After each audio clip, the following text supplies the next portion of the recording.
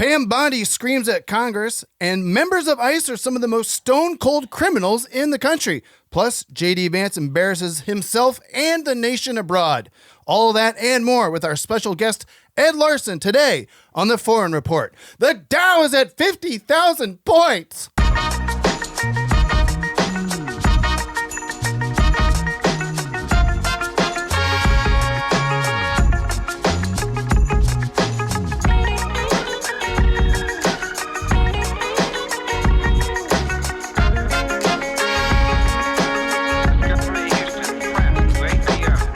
Welcome back to The Foreign Report, the weekly foreign policy show that gives you all the gory details of foreign policy with hopefully some laughs along the way. I'm Travis Irvine, a Columbia Journalism School graduate, despite their best efforts to take away my degree. Filling in once again for our esteemed FPZ foreign policy zaddy, Seena Ghaznavi, who is still dealing with some family issues back in Pittsburgh. Please continue to send your positive support, vibes, energy, thoughts, prayers, anything you got his way into the whole Ghaznavi family. You can always leave nice comments in the comments. We know he doesn't read them, but he feels them. So please send him anything you've got. You can subscribe to our newsletter. Check us out at foreignreportshow.com or send us nice emails to theforeignreportlpn@gmail.com. Any love and support for Seena is always appreciated. With that being said, in Seena's absence and his honor, today we will continue to make the news that is terrible bearable with someone who, for as long as I've known him, has helped me make all the news that's terrible more bearable. Not just political news, personal news, professional news. He kind of covers it all. He's the co-host of Last Podcast on the Left, the co-host and creator of LPN's Brighter Side, and host of the soon-to-be returning on LPN TV futuristic game show, Hoopa Goo Goo. Yes, HGX2. Are you people ready for Ed Larson? Yeah. Ham. It's the ham radio takeover 2.0. That's right, baby. And by making the news bearable, that means it's covered in salmon. Because I eat like a bear and sleep through the winter. Oh my God. Well, that's perfect. That's actually a great segue into first thing I wanted to talk to you about. You're doing... That's the banter? You were like, let's banter up top. Yeah, I want to banter up top. No, I'm getting to more banter. I was very excited. I am wearing... Great intro, by the way. I am, thank you. You nailed it. You know, I like being... I like a news intro. That's where I'm at. That's where actually my journalism school creds actually come in handy. It's like I can say a thing to the camera and get it done in one take. You know, I wrote for the school paper. Really? Yeah, Tallahassee Community College. Oh my God. What was your role there? Just reporter? Beat reporter? A reporter, and I did every week I reviewed a different Burt Reynolds film. Oh my God. There's so many. Yeah. And then there was one time where we did this expose on the cops on campus because all of a sudden we're Tallahassee Community College. Right. We were the Talon was the name of because we were the Eagles. So we were the Talon was our newspaper. But one time me and this other guy, we had this hard hitting thing. Like, why did the Tallahassee Community College police get a Hummer? And we're like, why do they have a Hummer? Yep. Like where's this money coming from? And so we did this expose, and then the guy who I did the report with, me and him were both arrested in the school parking lot. Oh my God. That next week. By the Hummer? Yeah, not by the Hummer, by a different cop. But yeah. We were both that's crazy. Yeah. He had me because I had one of those expired sticker on my license plate because I was so irresponsible. Sure. I got in my car, got halfway out of my parking spot, and then I got lit up by the cops. And then luckily they let me go home, but the other guy had to spend the weekend in jail. Oh my God. And this was retaliation for your hardcore reporting. That was the 1033 program. Yeah. Oh my God. I mean, that's a whole history in and of itself, and just how local police were getting sweet military equipment from the federal government because of the 1033 program. You know, how much discount price. Do we not trust our own citizens that we need military equipment to come after us? We will be getting into a lot of that. I wanted to start on some happy news. You got some comedy shows coming up. Oh yeah, comedy. I also have comedy shows coming up. That's great. You're wearing a Seattle shirt. Yes, I will be in Seattle this weekend for comedy shows. Also going to hit Portland, but maybe not so many for shows. But I'm excited because I've never done comedy up in that area. Oh, it's wonderful. Seattle's, Portland, some of the best comedy audiences in America, and that's why I'm so pumped. Portland, honestly, bring out your that doesn't work anywhere else. It usually works in Portland because they're very smart. Oh, my doesn't work. You mean all of my Yeah. Got it. Great. Political stuff. Get ready, folks. But tune in to my social media, Travis Irvine USA, for those dates, because I'm doing a Don't Tell comedy show in Seattle, but they don't tell you where it is until the day of. Everyone always gets mad. Including me, the comedian. No, they don't tell the comedians either, which is crazy. Like, where do I go? It's like, I want to promote. What do I do? Yeah, they don't. They're like, don't promote, please. Don't let people know you're the guy performing. Yes, and you'll be in San Francisco this week, and tomorrow, which is they've already missed it. That's right. But so April 3rd, I would love to plug Good Friday. Yes, Amber Nelson and I are doing a co-headlining show from the brighter side at great venue here in LA. Lyric Hyperion. Yes, you know all about it. I love that. I'm actually going to see Jenna Friedman show there this week. Dude, the Lyric Hyperion. Have you listened to her new show? It's incredible. I think this is the new show. The Epstein Files book club. Oh my god. It's like 4 episodes in. She does it perfectly. She's got a great co-host. I really wish I remembered her name. Right. But because the co-host is like an actual journalist, and obviously Jenna's a comedic journalist. Yeah. But Jenna's been going through a lot lately. Did you see what happened to her Twitter account? Elon erased her Twitter account. Just like straight up erased it. He's been doing that to journalists as well. Yeah. My buddy, the Rooster out of Ohio, he does a lot of reporting on Republicans running our state house being corrupt. Elon canceled him. Yeah. So much for free speech. Exactly. We make comedy legal again. That's how Elon framed it on Twitter. I did want to just touch on real quick. The biggest news coming out last week was the Pam Bondi hearings in front of Congress. She yelled at Congress as they tried to yell at her. It was kind of insane. The clips are infuriating, so I'm not bringing any clips because it honestly made me too mad. But they're in your algorithm as well. And I wanted to talk to you just briefly about this hearing because, number one, Pam Bondi's from Florida. Yeah, she's the Attorney General for Florida when Jeffrey Epstein was committing all his crimes in his prime. Yes. So she's either in on it or a idiot. Or complicit or looking horrible the other at way. Her job. Yes, one or the other. She either can't do her job or she's helping. Right. Well, and it would appear, according to these hearings, she took everything she learned about covering up crimes in Florida and is now bringing it to the United States Department of Justice. Yeah. I think it's one thing that's like, I've been seeing this online, but I haven't been seeing people really talking about it on actual shows. So I think a good way to always think of Pam Bondi is she is Trump's Ghislaine. Yeah. Oh, wow. Yeah. That is who she is. Because there's so many pictures of her and Trump sitting next to each other, smiling. Like, she was Attorney General for 8 years in Florida. Yes. So anybody powerful who needed to get away with anything, she's in. She's got to be in on it. She's in on it. Florida is the most corrupt state right now. It sucks. I just want to hang out in my home state so bad. I mean, you know how I feel. You're from Ohio. Yeah, you love your home state. Yeah, but it's so hard right now. Yeah, it's like I would never, ever choose to live there again, and I love it, and it just breaks my heart. Devastating. It's like, well, I've heard someone describe it. It's like it's a sunny place for shady people. Yeah, and that's like where you can go hide out, basically. You know what I found recently? Santa Barbara. Ooh. It's everything I wish Florida was. Oh, yeah. It's a lovely city. Just as expensive, yeah. But way nicer.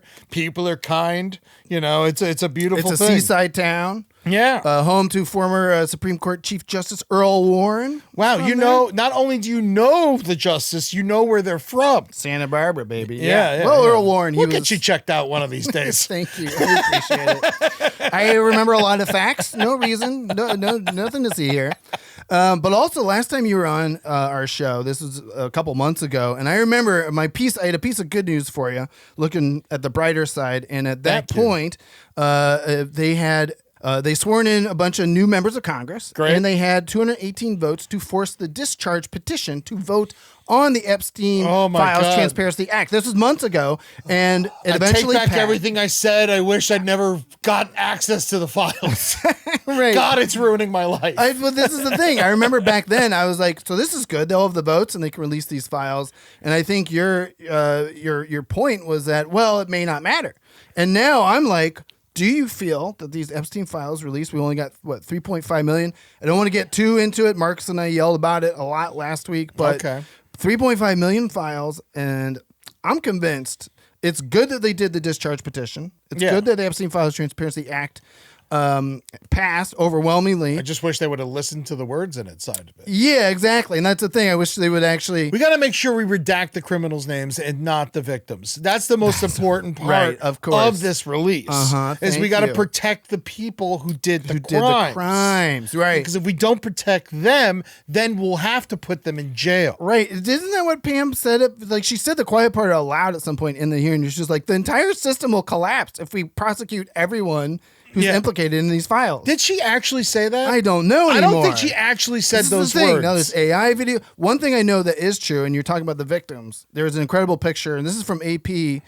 They got a picture of all the victims standing up, right? A congresswoman from Washington, Congressman Jayapal, asked the victims to stand up, raise their hands if you tried to contact the DOJ, and stay standing and keep your hand raised if they never got back to you. And they all did that, and Pam Bondi's like in the foreground, not even acknowledging them. Refusing to look at them. That photo, for me, says it all. Of course. This entire thing. She should, if she really pretended to care. I mean, plus, we saw all of her old commercials for running for Florida AG and stuff like that, where she's only concentrating on only sex trafficking the entire time, and it's just like she obviously could give a not only could give is helping. I mean, it was brutal. And the only person who was happy with her testimony was Donald Trump. Of course. Who went on Truth and said that she did also call him in her testimony the greatest president in history. Yeah. Which I don't know if you're under oath and are sworn to tell the truth, but I think that truth is debatable. Yeah. I mean,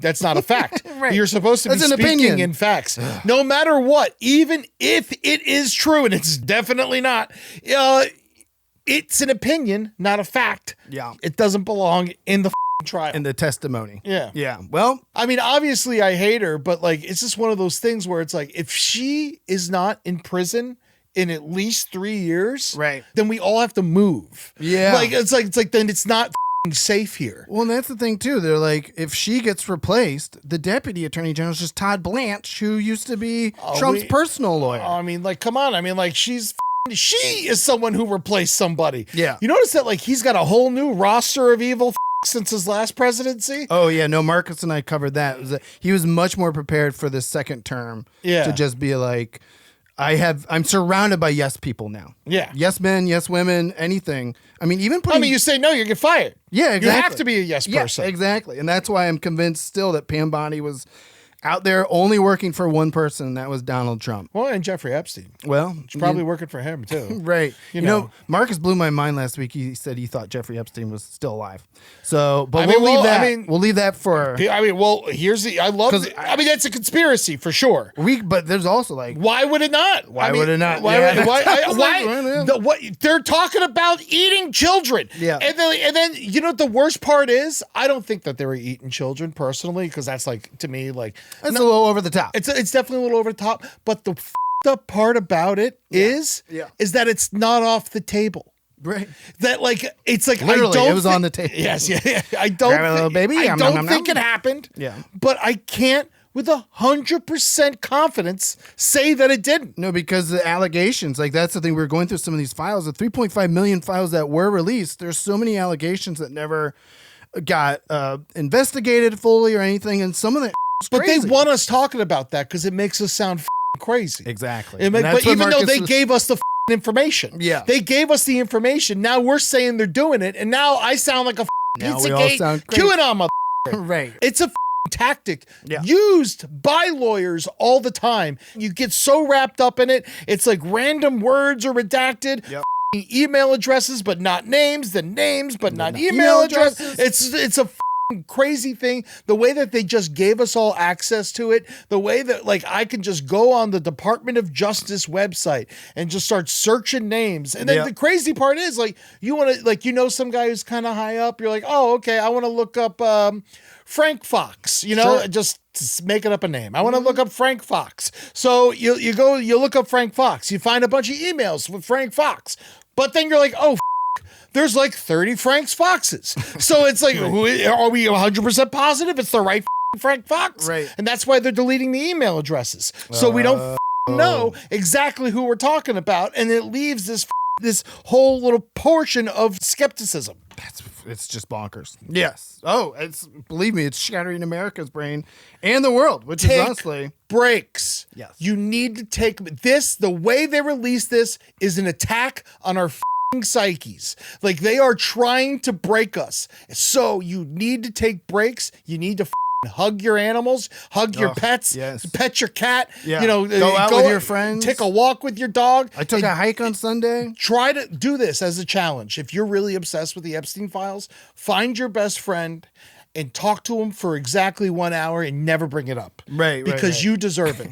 Right. You are doing the Lord's work, discovering and going through these emails, going to jmail.world and pretending you're Jeffrey Epstein for an hour in the worst role-playing game of my life. Right. I don't even get to have fun. I'm just on the emails. Yeah. I'm just looking through his bullshit emails. It's the opposite of an amusement park. Yes. Yeah. Right. So pretend to be the worst person in the world for like an hour. Ugh. Well, $40. Okay. Yeah. But yes, no. So make sure you take breaks and take care of yourself, because if you can't take care of yourself, you can't take care of nobody else. There you go.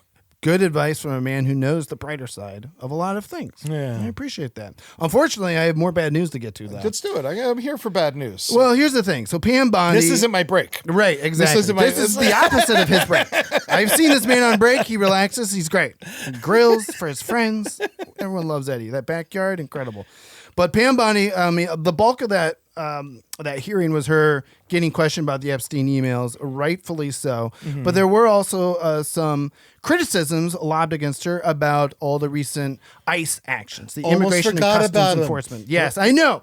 That's what Marcus and I were saying too. Is like, it's almost like Steve Bannon is flooding the zone with one thing, so we forget about the other thing. Yeah, because Minneapolis is still a disaster. Well, here's There's the still thing. running cars in the street from them ripping people out of them. And we wanted to give everyone an update on that because ICE is still in the news. Now, we've kind of done some hodgepodge, some background about ICE. A lot of people, I don't know if you know this, but ICE is a new agency. They were created in 2003, which is part of the Department of Homeland Security, which was only created in 2001. But if you go on their website and you look at how many ICE agents have died, they list it back to 1915. Because there were other departments doing this work before the creation of DHS. Do you know why most of the ICE agents have died? Oh, Do you know what the cause of death is? Slipping on the ice? COVID. Oh my God.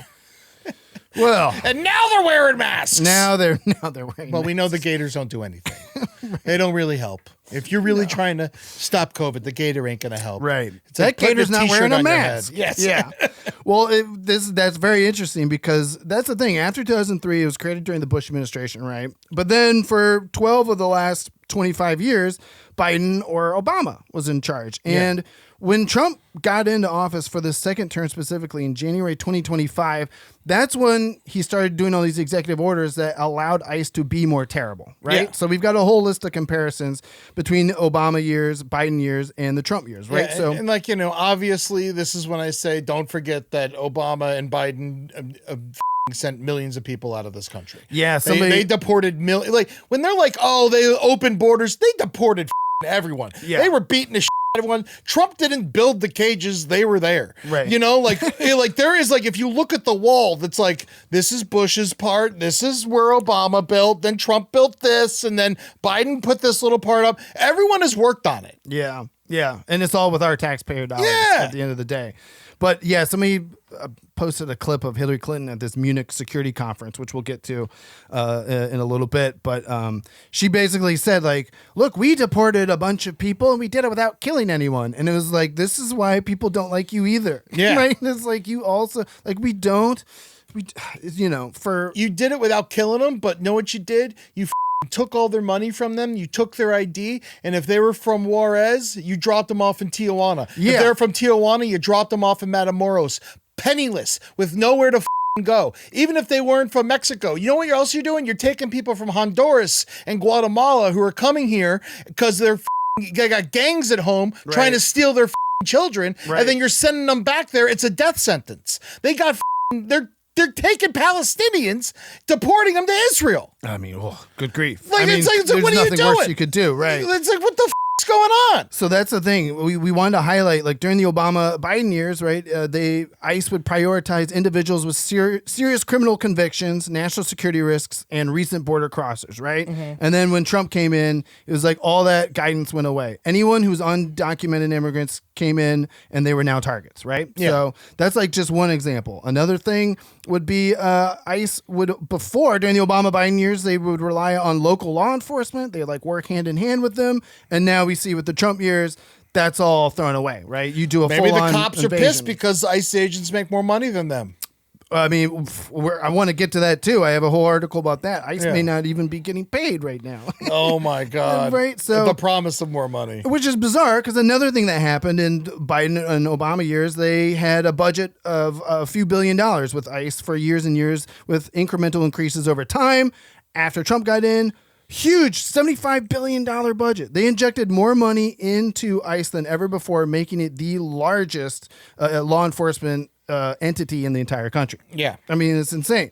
So, and then it just... We're in a place now where we can't even think of what we need because we're fighting against things that are just attacking us. Yes. It's like, I can't even be like, oh, we need this for education and we need this for the Department of Can you Transportation. imagine $75 billion going towards good things? Oh my like God. Food and healthcare? And not to mention like the money that like certain places are losing, like the Department of Education, when Trump does something stupid like rename a golf, Yeah. you know, then everyone's got to go and change all the maps across the Yep. country and all the public schools Yep. because he's just willy-nilly being a prick. You Right. know, it's like that costs money. So that's the thing, and this is the most egregious stuff we've seen from ICE during this administration is the pulling kids out of school. Honest people are just, I'm here to pay a traffic ticket, pulling them out of courts, and then You know also, what makes someone a terrorist? You ripping them out of school at 5 years old and then throwing them in a detention center in the middle of Texas and not feeding them anything but rotten food for a month. Yeah. That makes you a terrorist. which is another protocol that got changed. Like they increased the detention centers. Now instead of shipping them to Juarez on the border, they ship them to some prison in El Salvador. Yeah. All of this change. It's so bizarre to me that you can just do this with an executive order. Yeah. And change all these protocols. Not and to mention all the Congress- camps that they're building, well, the warehouse camps that they're building all over our country right now with property they bought from BlackRock and Amazon. And they're renting out jails from these desperate, poorly funded jails in places like Butler County, Ohio, where like they're just flooding money. And now the sheriff looks like a genius, and he walks around with a cowboy hat in Butler County, Ohio, because he's making millions off ICE for putting, I think, like 9,000 people in their jail. Stephen Miller has stocks in ICE. Oh, imagine You know, that. in the prisons, in the private prisons that are being built, he's got stock in it. He's getting rich off of this. Oh, He's not. 100%. It's like not even just regular evil. It's like got like money evil on top of it. Yep. Well, and this is where the evil really comes to a head, because in January, and this is what I wanted to get to, right? We're looking at all the ICE arrests, 400,000 arrests since Trump got into office. So we're looking at a year of arrests. And according to DHS's own internal documents, less than 14% of these people who are arrested actually have violent criminal records. Of course. Now remember, We know that. there's like 117,000 who were just arrested because they were here illegally. Again, before this administration, no one went after them. People are getting arrested on vacation. On vacation, in courthouses, at church. at How schools. does Florida want this? Florida has more foreign visitors Right. than anywhere else. They need tourism. And this is crippling our tourism. The rest of the world does not want to visit us right now. Right. Or work here. I mean, I remember reading Florida's, the people who pick oranges are largely immigrants. I grew up in Florida. It's surprising. I know it's like backwards, down there, but it's also one of the most multicultural places in the world. It's got to be. Miami is one of the most famous cities internationally just because of what it is. Right. And the party it is and the fun that it is. And people go from all over the world to live in Miami. Yeah. And so it's just like I grew up in a melting pot. Yeah. And to know that those people are all in danger, the people I went to school with, it's f***ed up. Yes. And that's the thing that also blows my mind is also there's so much news coming out about how many crimes ICE agents have committed. I mean, come on. I mean, you want to talk about who are the criminals here. Here's some of the things that have come out about ICE agents. Among these high-profile ICE incidents, an assistant ICE field officer supervisor in Cincinnati Your wife's hometown. Yes. He was a 20-year ICE veteran, has been jailed since his arrest because he was attempting to strangle his girlfriend. Yeah. And that's the thing. Oh, it's like they're violent or something. They're violent, and they think they have this immunity, this federal immunity. Why wouldn't they think that? Because they do have immunity. They kill people in the streets. I haven't seen any ICE agents arrested other than like from random crimes. Otherwise, even when one murdered that dude off duty for no reason. Right here in L.A. No, yes. Yes, that was right here. Yeah. I have tragically, my friend Arash also listens to the show. He worked with that guy. And there's no cameras. There's nothing that the ICE, there's no evidence that the ICE guy, he made up a story that said this guy was shooting his gun in the air, even though there's no proof of that happening. And so now he may get away with that too. It's bonkers. Travis, can I say something? Yes, please. He is going to get away with it. And that's what we're dealing with right now. And all these people are just getting away with everything. This is as angry as I'm gripping the table. For anyone who's listening, don't grip the table too hard. It'll come apart. Yes, but like no, the particle board can't handle it, Travis. This is what happens. It'll start peeling off. I'm so strong. But this is what happens when I mean, it is so upsetting that. And obviously the two guys fired 10 shots into Alex Preddy, and then the guy Jonathan Ross who shot Renee Good, and it's like, is there going to be repercussions for any of these people? Pam Bondi is in charge of law enforcement, but Kristi Noem is in charge of Department of Homeland Security. Are all of these people just going to get away with their crimes? Yes, they are. I hate that. Well, for at least at least until, for now, until there is an administration change. You're right. That'll prosecute these people. And then whoever comes in, before we can fix America, they're going to have to spend maybe 2 years just arresting everybody. Yeah, because you're gonna have to go arrest all these ICE agents that broke crimes, it's all on. We all have footage of it, but no one's arresting them now. So you got to go round up all the ICE agents, arrest them. You got to arrest Bondi. You got to arrest Noem. You got to arrest Stephen Miller. You got to arrest Bannon. It's gonna be it's going to be years and years of trials. Yeah. And where are we going to do it? We don't have a Nuremberg. It's like, what city do we choose? Well, you think about like January 6th, that's what they did. They rounded up hundreds and maybe even like over 1,000 of those guys who stormed the Capitol. Yeah. And then they got convictions. A lot of them pleaded guilty because they're literally like Facebooking live, their crimes.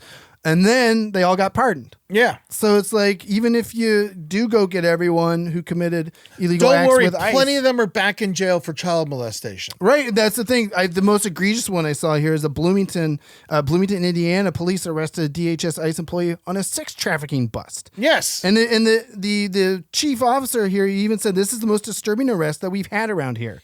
Of course. It's like, but because why wouldn't they feel like they're above the law? They can get away with anything. They could do anything they want. Yeah. They were able to go into the Capitol building, punch cops in the face, and beat them with poles. And then they're like, they had to go do a couple months in jail. And then the president called them a hero. Right. Took them out of jail, gave them all immunity. Well, not immunity, but like gave them all their lives back. Yeah. And like, what are they going to do? You think they're going to go be a good guy? It's not like they were good before they were rewarded for bad behavior. Yep. And I remember that from the Pam Bondi hearing as well. The congressman from Colorado was going after her. It's like, you guys hired from DOJ a January 6th participant who literally yelled, kill them all, about cops. Yeah. And now he works in law enforcement. And her response was, he was pardoned by President Trump. Oh. So that makes him a great man. Oh, the greatest president we've ever had in this nation's history. God, I just wish that, like,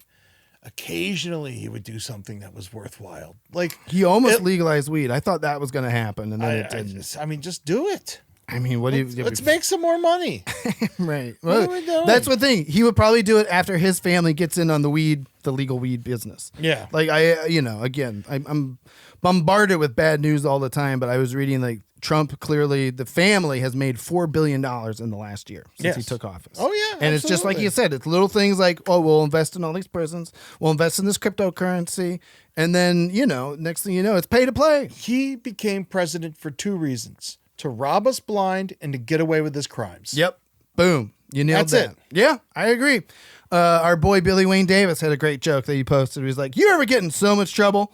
You would have run for president and become the president.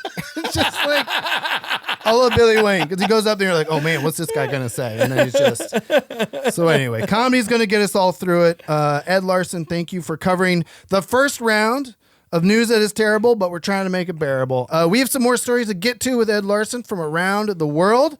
We are taking news that is terrible. We're making it bearable. We'll keep going right here on the Foreign Report. We'll be right back.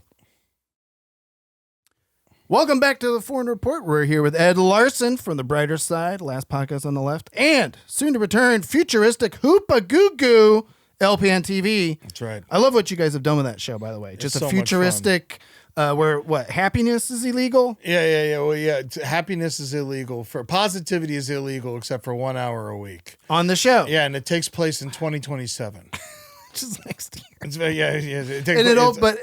I remember when you first did this series, it always takes place in the future, which is a year from now. Shout out to our director, Eric Lacombe, who's just a boss man. Yeah. He's incredible. Adult Swim alum. Yeah. He merely makes that. You give him an idea, then he just comes back with a whole new He created a whole world from it. It's unbelievable. If you haven't seen it yet, I think the old episodes are still available. The first season's available on YouTube, LPN TV. Go watch it. It's very stupid. Yeah. It's extra dumb. I think I get killed in one of the episodes. You definitely get killed. Yeah. Which means I can't ever return, or we're going to bring back ghosts? You're dead. You're dead. Come on. I can be a ghost. You're dead. All right.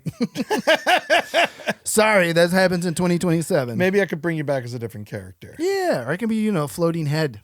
No, that's Holden's job. Oh, that's right. Holden's the floating head. He's like the judge. Anyway, you guys got to check it out. He's the executioner. Yeah, that's right. Yeah. He was the one that took me away to kill me. And the actual producer. Oh, wow. He's doing a great job as well. Holden does great producing. I mean, we got to get to these stories, but don't forget that Holden was the Danny Ocean of Murder Fist. Him and John Moreno are the ones rounding up. We got to get the best of the best. Yeah. I've gotten to check out, honestly, toot my horn one more time, $25 tier.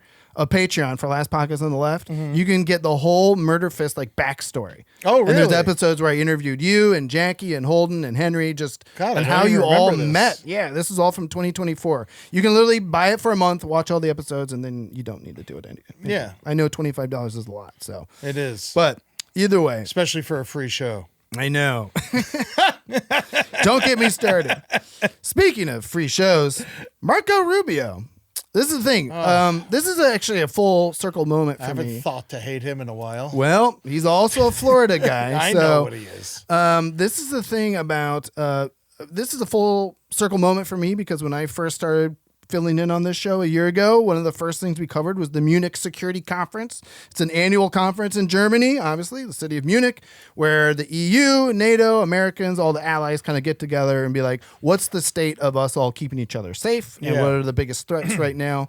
Last year, and this is what actually birthed the now ever popular segment that no one likes, but we all have to like, the JD Vance Corner. Because last year, JD Vance went there and just yelled at everybody and was very impolite and made people very, very worried. He was probably just hungry. That's the thing. Like, Trump has even learned, like, now, I should send JD to the Olympics where he doesn't have to say anything, right? And even there, he gets booed. So, of course, we played that clip last week. But Marco Rubio, and this is the thing, Marco Rubio tends to be the adult in the room when it comes to Trump's foreign policy, which is weird to think about. Not in height. Not in height. He's very tiny. Little Marco. That's what he used to call him.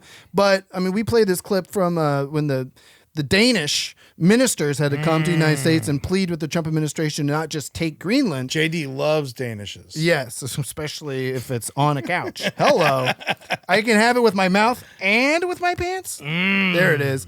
But that's the thing. That's why I like Sarah Kirk so much. Yeah. Because she's always wearing those leather couch pants. Yeah. Yeah. That's You look like a recliner to me. He liked her so much he had to get his wife pregnant so people would stop thinking about it. Yes. She's a lazy girl. Right. Well, lazy boy. I didn't know he was bisexual. Hey, all right, folks. Come on. See me live in Seattle this weekend. Marco Rubio is the adult, though. The Danish, when they met with JD and Marco, they had to run outside. We played this clip, and they had to smoke cigarettes right away. Yeah. And not the fun cigarette that Erica Kirk has when she hangs out with JD, right? Yeah. This was stressful cigarettes. But Marco hits a more moderate tone. Like, he'll still go in and say, I am here on behalf of the Trump administration. We want you to act under Trump. But a lot of people from this Munich Security Conference were relieved in terms of our European allies that Marco Rubio was there instead of JD Vance because he hit that more moderate tone. He was still like tough, but you can actually talk to him a little bit. Yeah, he had like emotional terms like America is a child of Europe. You say something like that, you're appeasing the diplomats already. Yeah, JD Vance turned the EU into PU. Stinky. What is this, Trump's diaper? So this is the thing. That's the nice thing about this show. You get through the first 45 minutes of us yelling. I promise the remaining moments of the show will be as fun as we can possibly make them. But overall, the tone of the speech was greeted with relief by the delegates at the conference, as although many of them also point out that Rubio, he was not offering a real partnership of its equals, but as an alliance largely framed on Donald Trump's terms. So Marco Rubio continued, he said, "We in America have no interest in being polite and orderly caretakers of the West's managed decline." So he's basically going out there saying like, yo, y'all are like flailing right now, and we don't need to take care of you anymore. But he said, "We do not seek to separate and just revitalize an old friendship and renew the greatest civilization in human history." So this is the thing, again, about Marco Rubio. He actually cares about Ukraine. He cares about Russia not taking over Europe. He even warned that a Russian invasion of Europe could be imminent if we don't all work together to figure it out. Again, he still has to go there and kind of like Pam Bondi, he's got to frame it and like, I'm here on behalf of the greatest president, President Trump. Yeah. But he blamed, not necessarily one administration or another, but he just said, Europe's on a decline. We are here to help. You just got to do it on our terms. And that's more or less what Rubio did. Your thoughts, Florida man, Marco Rubio. He came up through, he's got Cuban descent, right? Yeah. I don't know. Marco Rubio, I mean, obviously we know he sucks, but he's like... But does he suck less than J.D. Vance? Of and course. Then in that way... Like, suck less. It's like, what are we even talking about? You like the bar is so low. Yeah, you know who sucks less? Biden sucks less. I know. That's what we... If I could have Anthony Blinken back. Yeah. That guy never blinked an eye, despite his name. Not a Europe or anybody. Yeah, no, Florida's just... I mean, we had like the best chance we had was when what's his name? Charlie Crist. Oh yeah. Was running against former congressman. Yeah. Well, he was a governor too. Yes, but he's Republican. Now he's running as Democrat. Oh my God. Now he runs it. So we got these fake Democrats running. Man. So no matter who you're voting for, you're getting some kind of Republican. You think you're talking to Mickey Mouse? It's Daffy Duck. Yes. Which is a whole different franchise. It's a whole nother franchise. Don't get me started. But yeah, no, I'm glad that Marco went there and wasted everyone's time, and they all it wasn't as bad as it could have been. That's the thing, that's right? all it is. That's the really story. They're they sat there and oh, well, this wasn't as horrible. We're still not going to do what you want. Yes. But thank you for making my day a little less miserable. Yes. That's what Marco Rubio does. Well, and he can't fix anything.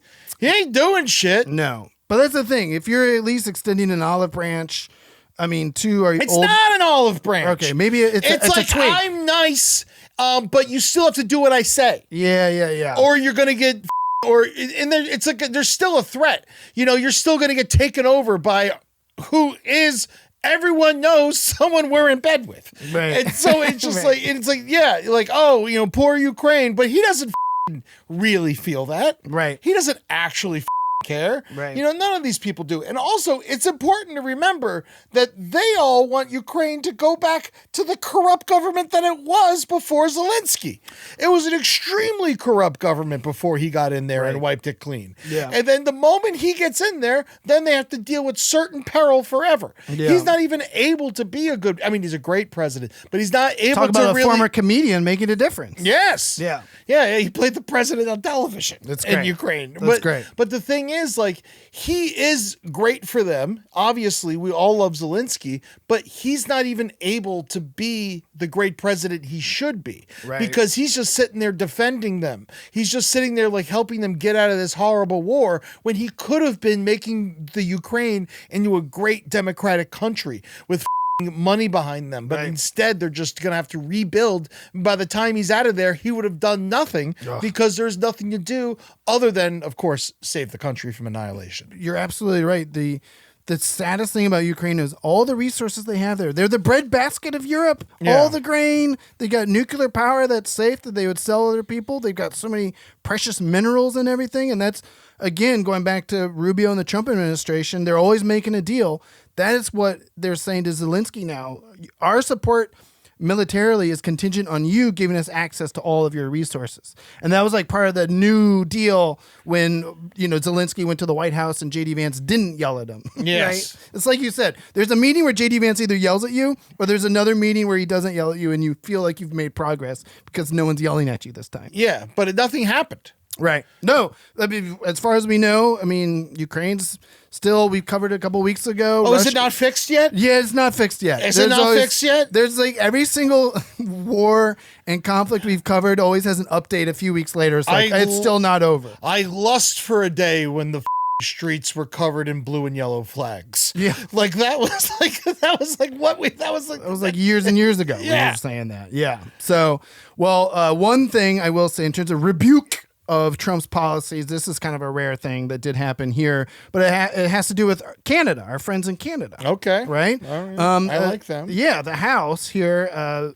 in the United States actually voted this past week to slap back on Donald Trump's tariffs on Canada, which is a rare, if not largely symbolic, rebuke of Trump's agenda, as of course he used this precedent of a national emergency. Yeah. Saying like, okay, we're under a national emergency economically, so that's why these tariffs. It's like a rare law that he used. And basically what happened was, even though the Republicans control the House, 6 Republicans voted with Democrats to basically declare this emergency over, which means the tariffs no longer apply. Is that true? Yep, this was in the past week. These are the small cracks, right? The pieces of good news we try to give everyone out there, and that is the tariffs were incredibly unpopular. They drove up prices for everybody. It strained our relationship with Canada. The Canadian Prime Minister had to go over to Davos or whatever that was, the Global Economic Summit, and be like, "Hey, we're happy to just go rogue and sell you our own directly because now he needs to find new customers because America's not buying Canadian anymore." Yeah. So the Canadians ain't buying our. No one's buying. I mean, it was hard enough. I went to visit Niagara Falls last year, and it was like, even then, like weird enough to go over the border and then back. And they're like, "What were you doing over there?" It's like, "I wanted to see the falls." Yeah, it's like literally, I just want vacation. It was like a normal thing that people do. So, but now, of course, we don't know. Just because 6 Republicans flipped in the House, now it has to go to the Senate. And Donald Trump, predictably, has gone on the offensive, where he posted on Truth Social, "Any Republican in the House or Senate that votes against tariffs," all caps, "will seriously suffer the consequences come election time, and that includes primaries." Because that's what he does. He lashes out when he doesn't get his way 100% of the time. All right, so here's my theory. I have nothing to go off of this other than I worked in bars my whole life. You know what? You, sir, I'm going to make you Secretary of Nutrition. I mean, why not? You got the job. I would like to see those 6 Republicans that voted against it, where they're getting their money from. I wouldn't be surprised that if they were all getting money from lobbyists that come from money from liquor, because we're losing a lot. The liquor industry is extremely suffering because America doesn't drink anymore. The youngsters in America don't like to drink anymore. That's right. And then a lot of our booze that we would sell, especially bourbons, would get sold up to Canada. Canada loves their American bourbons. They love that, and so they're not buying it as much now because of the tariffs, and it's just what it is. Dude, all right, the tariffs are crazy. The tariffs are crazy. We did a show in Toronto. Here's a little, like, I don't know. I guess it's too much what is it called? Inside baseball, but whatever. So we did a show in Toronto, and we brought merch, all right? And we sold hundreds of shirts in merch. Yes. Do you know how much money I personally made? Off of the merch? $33. That's wild. That's wild. That's actually very wild. That's because how many people were at the show? I mean, thousands, hundreds, 1,500 people. Yeah. I sold hundreds of shirts and whatever. Yeah. Me, Marcus, and Henry walked out of there with $33 each because of the tariffs. That's bonkers. Not only that, the merch almost didn't get there. It got there the day it was supposed to get there a week early. Right. It was stuck at the border for a week before it got there the day of the show. Only for, like, we knew this was going to happen, but we're like, they're coming. They want the we got to make sure we sell it to them. And so it's just like, it was one of those, but it's just like, man, no, the tariffs suck. They suck. They suck. They have disrupted what was, I mean, honestly, it was the longest partnership here in North America for a long time. And then Trump, the reason he's probably so pissed and went with the tariffs was because Canada didn't want to be the 51st state. In his brain, he's like, well, we share a border. It should just be another state and they'd be all happier. And the Canadians are like, no, we like our health care and things like that. Yeah, no, obviously. And also, we're a country. This isn't 1776. Yeah, you don't. We're not walking across claiming land anymore. Right. We already stole Washington State from them. Yeah, like it's like so. And that little tip of Minnesota. Yeah. No. Of course. What do you mean? It's like one day, Germany coming over and be like, "Hey, you guys are you're one of our states now," and then we're just like, "Sure, yeah, okay." Meanwhile, Puerto Rico's like, "Can we please be a state? Can we please be a state? Can we please be a state? Can we end the Jones Act? And yeah, what the have dock here? Yeah, what the hell is happening? Like, I went to Puerto Rico. That place is a mess because we don't give them any money. We don't take care of them. They have giant disasters, and they were like, deal with it. Yep. And it's just like, and then we sit there and say it's a right. We're the ones who destroyed it. And it's not part of America, even though it's definitely part of America. It's definitely part of America. As we learned from Bad Bunny. For like 100 years. Yeah. So, anyway, bizarre times. One good piece of information, though. Doug Ford, the premier of Ontario in Canada, he did thank for the important victory with more work ahead. He thanked all the lawmakers of both parties who, quote, stood up in support of free trade, economic growth between our two great countries. Let's end the tariffs and together build a more prosperous and secure future. By the way, Doug Ford, the brother of Rob Ford. Yes, smoked too much crack by the river. Hey, cool guy. Honestly, that's my governor. Yeah. All right. Well, that's a little news. Governor now. Yeah, right. Yeah. That's a little news from around the world. We will be back with one more piece of information. Everyone's least favorite segment, but also very favorite segment now. The JD Vance Corner. We'll be right back with Ed Larson. More Foreign Report. Back here on the Foreign Report with Ed Larson. One final segment is everyone's favorite time. JD Vance Corner. I'm going to sing the song for old time's sake. Sure. All right, here we go. People love this song. Bum, bum, bum. Give him a chance. He's JD Vance. Boom. No, wait, he sucks. Pew, pew, pew, pew, pew, pew. So this, I love your show. I think, honestly, this is one of the greatest places for comedic news in America, in my opinion. Thank you. I love the Foreign Report. I think you guys do a great job. That's a high-profile endorsement. Thank you, Eddie. We've really only talked about America. Well, that's because Seena's not here. Yeah. Ron's we still did a mess. go to Munich, but it was Americans. Well, that's the thing. We always say on this show, foreign policy is domestic policy is foreign policy. Yeah. So, what Marco Rubio does in Munich still affects us and affects the world. Well, in honor of Seena, I want everyone to remember that they're still killing the people in Iran, and someone's got to do something about it. Yeah, and Gaza just got a big attack again. They just got attacked again by Israel. We will get to all of that. Yeah. I just want to say one thing real quick about that, and it's just like, the more I think about what happened in Iran, I can't help but think like of Trump's hand in all of that. How he dangled that carrot. He said we'll be there to help you. Yeah, go protest. And then everyone just got eliminated. Don't get me started. And he hasn't even done anything. Those people would have never done those protests if they didn't think he was going to come save them. And you know what's crazy is he's got however many deaths on his hand. We'll never know the amount thousands. of people. So the latest thing I read was tens of thousands, possibly. It's 30,000 at a minimum. But here's the thing. He did just today, or excuse me, not today, but whenever this episode drops this week, send the USS Gerald Ford, another ship towards Iran to join the USS Abraham Lincoln. So now, months later, after thousands of people have died, he's sending a giant ship off the shores of Iran to sit there with another giant ship. And it's going to take 3 weeks for that ship to get there, by the way, from the Caribbean to the shores of Iran. Our most feared president, Gerald Ford. What's it going to do? Stumble down the stairs?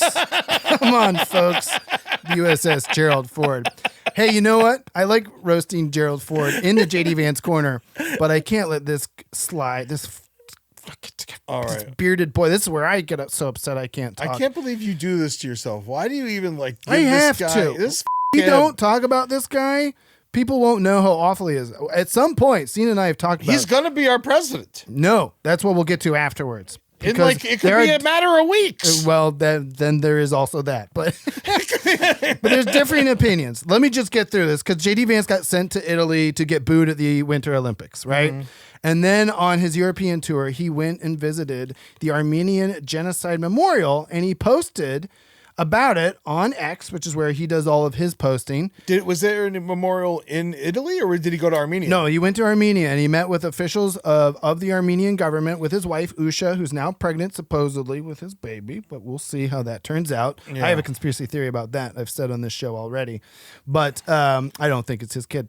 Oh, anyway, really? Yeah, you know, she's playing a little Princess Di game because of this Erica Kirk stuff. That's mine. I'm putting it out there. I like it. Put it out there, we're a comedy network. I'm joking. Usha, oosh. Instead of she doesn't push, it's oosh. Right. You don't push the baby. You oosh the baby.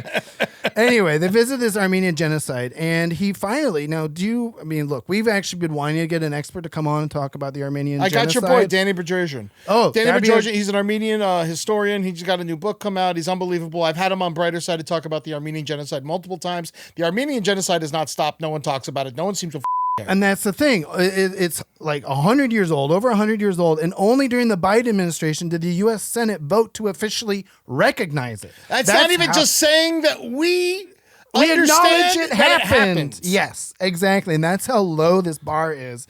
So Vance initially posting on X saying that he visited the memorial and it referred to the term Armenian genocide. That was actually a big deal for a lot of people. Yeah. A vice president recognizes it in a following term. And then hours later, the post was removed because J.D. Vance has no spine and was probably surrounded by his sycophants who said, I'm going to guess, they don't actually give an explanation. The Turks! The Turks made him take it down. Either that or he didn't want to acknowledge something that the Biden administration did and saw it as like a DEI bullshit. But his press secretary... We give a lot of money to Turkey. We're partially responsible for the Armenian genocide. Oh, big time. We armed Turkey. Right. We give them all the ammunition. The Armenians are getting killed with American bullets.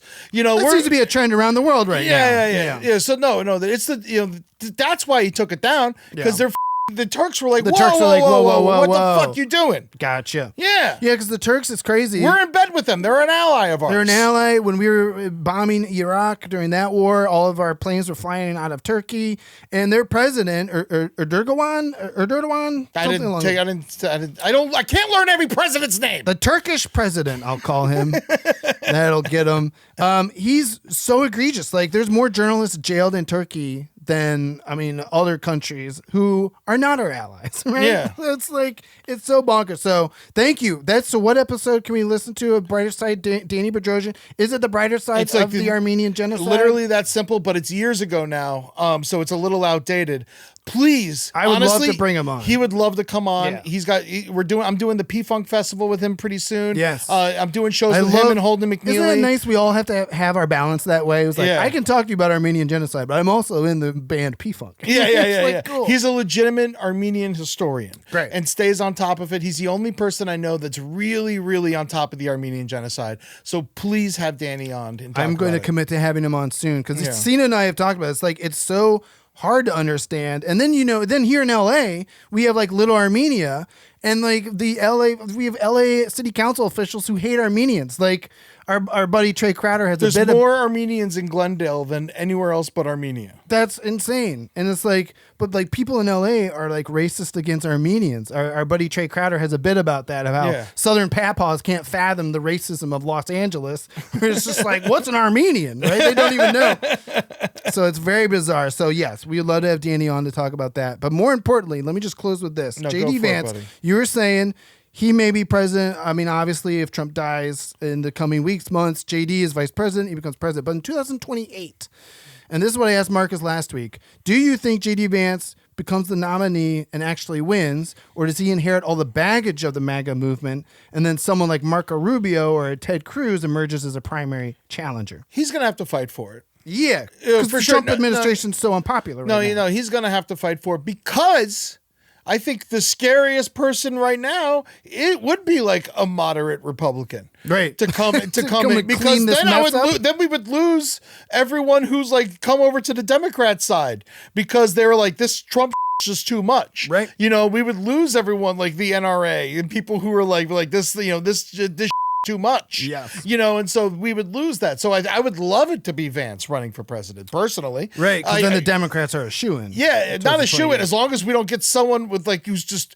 too Minnesota nice like Tim Walz. We need someone who's going to actually get up there and stick it to his That vice presidential debate. I watched that with Trey. Sad. I watched it with Trey Crowder with his family here in LA, and it was just like, come on, you're a football coach. Yeah, do something, Fourth bro. quarter, let's go.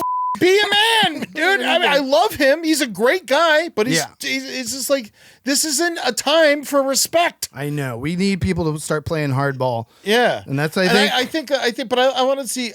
Honestly, I can't wait for the next election. Yeah. I can't wait to see Democrats. Even the midterms, I'm hoping can go well. Yeah. Swing the House and Senate, and then Trump can't get away with everything anymore. Oh, for sure. So, but we'll see. I mean, who knows? Yeah. Because it seems to not matter because there are no rules anymore. I know.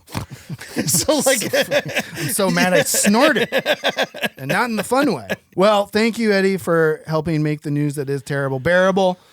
Honestly, as soon as we always say, if we're not talking about it, then we don't know about it and we forget about it, and we can't let any of this stuff go. Unfortunately, and you know what? And we didn't talk about so many things that are very important, like Venezuela and all that. And so please just always keep remembering these things. Keep remembering that there is other people in this world other than us. Yeah. You know, like we're going through a bunch of but like we ain't around, man. We ain't dealing with that. You know, like it's crazy because I think about that. My heart bleeds for them so much. You know, because we're sitting here, we're going crazy because we killed 2 people. Yeah, and I'm not saying those people deserve to die or anything like that. No, Marcus and I talked about that too. The scale. Like we're going nuts over these 2 people. Over our government and we doing should that. be. Yeah. And I think, but it's at like 30,000. Yeah. They've got Gaza numbers over there. Oh, yeah. In a matter of a couple days, they did it. Yeah. And so it's just like, what the are we even doing, man? You got to like acknowledge this. Yep. And it's just like, how many things have gone on in this world that we never acknowledged? Right. You know, like, you know, there's multiple genocides happening right now. You know, and so it's just like, just look around. Right. You know, it's not, you have to stick to this. We need somebody with follow through to come in and run for government. Yes. I'm just like, I want to see it. I need to see it. We need to see it. If we're going to survive as a nation, we need to see it. Amen. Ed Larson for president 2028. The ham candidacy. I'm already having a hard enough time being funny. Yes, everyone stay sane out there.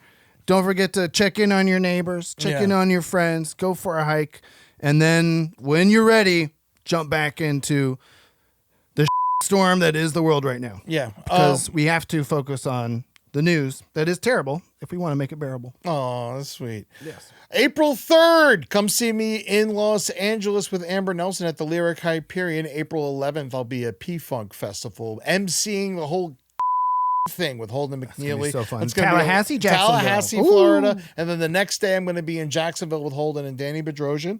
And we're going to be there, and we're going to be doing this Jumbo Shrimp Stadium. That's going to be a lot of fun. Oh, that's so cool. And then July 10th, I'm doing a show that, Travis, this is a show made for you. Uh-huh. It's a salute to Bethlehem, Pennsylvania. Oh, count me in. Yes, and so I'm doing it with Dan Becker, and who's a local hero, and Ruby Deer from the Start Making Sense band. It's their other project. And we're doing a big show together in Bethlehem. It's going to be a salute to Bethlehem. Tickets go on sale Friday. That's going to be July 10th. And then on July 12th, you know where I'm going? I'm going to hang out with Seena's buddy, Mr. Fraudsters himself. Oh, wow. Justin Williams. I'm doing a set at this new comedy club in Newark, the Newark Culture Club. Oh, I love that. Yeah, so I'm doing a show there on July 12th. All tickets will be available for all that stuff this weekend on eddytunes.com. eddytunes.com, where I learned how to be funny, actually. That website taught me everything I needed to know. Thank you, Eddie, so much for being here. We appreciate you. Oh, yeah, and watch Travis and I's movie, How America Killed My Mother. Oh, yes, please. Another, honestly, talking about news is terrible. That helped a lot of people make bad news bearable. So I appreciate that. Yeah. And, of course, send all your good vibes, thoughts, prayers, whatever you got, energy to Seena Ghaznavi. I sent food. Or send DoorDash food. I mean, honestly, anything helps at this point. We will hope to have him in the studio again soon, but obviously... I don't know if he's going to be nice enough to say, or if he's going to be like too meek to say anything, but there's going to be a a page to donate to Parkinson's in honor of his father. I will 100% contribute to that. Yeah, make sure that he's not too nice and doesn't mention it on the show. Yeah, no, don't worry. I'll mention it on the show. Okay, good. And of course, yeah, just keep leaving the nice comments. Subscribe to our newsletter, foreignreportshow.com, or write us nice emails at theforeignreportlpn@gmail.com. Send your mean emails to thebrightersidelpn@gmail.com. Yes, please. And also check out The Brighter Side, last podcast on the left, and soon to return, Hoopa Goo Goo, Ed Larson. You're a joy and a delight. Thanks so much for being here. You're a bright light in a dark world. Don't forget for all of you to do the same and join us here on The Foreign Report.